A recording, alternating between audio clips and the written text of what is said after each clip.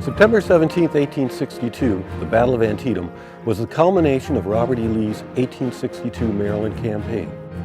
Lee was coming off of a recent victory at the Battle of Second Manassas, and he believed he had the momentum necessary to possibly deliver a war-winning blow here in the state of Maryland.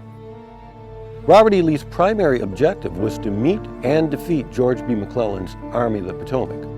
He has 40,000 men. George B. McClellan will have about 85,000 men, double what Lee has.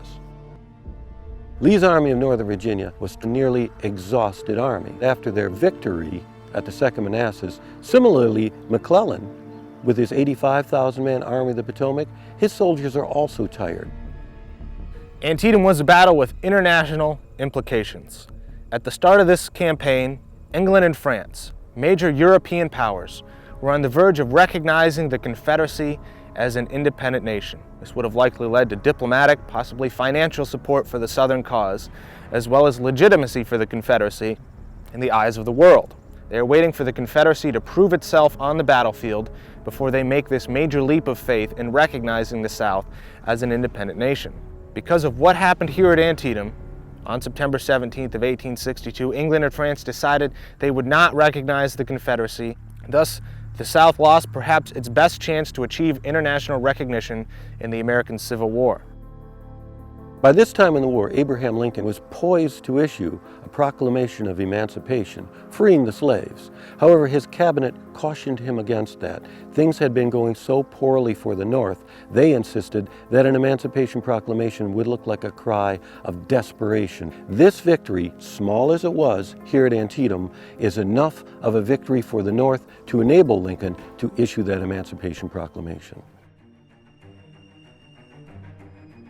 On September 9th of 1862, Robert E. Lee, the Confederate commander, decided he was going to split his forces. To do this, he issued what is known as Special Orders 191.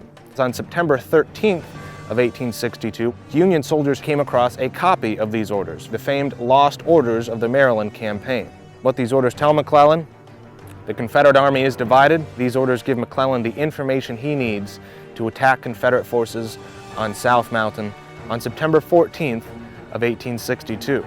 After a day-long fight, Federal forces have taken control of 3 mountain passes, dealing Lee a significant blow.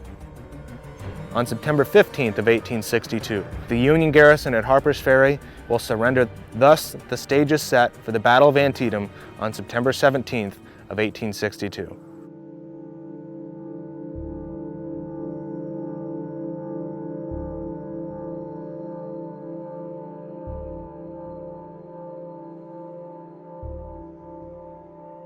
The fighting here at Antietam began very early in the morning on September 17, 1862, around the cornfield and the East Woods on the northern half of the battlefield. For the first hour of this battle, the casualties are so heavy, they come to about 1 per second. Over the span of 3 to 4 hours, there are over 8,000 casualties in and around that cornfield. Wave after wave of Union soldiers are committed to the fighting, battering Lee's left flank. Wave after wave of Confederates are being sent to stop them. Altogether, there are over 8,000 men killed, wounded, or missing in and around that cornfield that morning. They assault an old sunken farmer's road of no real significance before this battle. Now it is famously known as Bloody Lane. From 9:30 in the morning till 12 o'clock noon, Union soldiers will slam against the Confederate defensive positions around that sunken road. By the time the fighting has ended for that position, another 5,600 casualties have been added to the toll of this battle. Altogether, by 1 in the afternoon, there are 17,000 casualties here at the Battle of Antietam.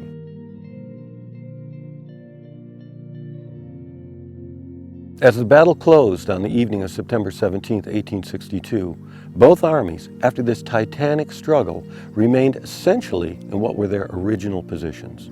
Following the battle, the armies will move on. However, for the civilians who returned to this area, it was a scene of utter desolation. Farms destroyed, fences down, livestock run off, all barns and homes converted into field hospitals. It would take the people of this valley a good 5 years to recover fully from this 13-hour battle. The total number of casualties in 13 hours here at the Battle of Antietam was 23,110 Americans killed, wounded, or missing.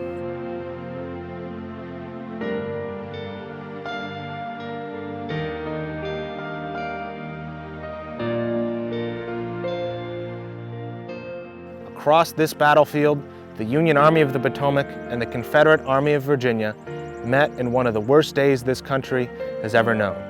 There were more battle casualties here at Antietam in one day than there were in the Revolutionary War, the War of 1812, and the War with Mexico combined, making this the bloodiest single-day battle in all of American history.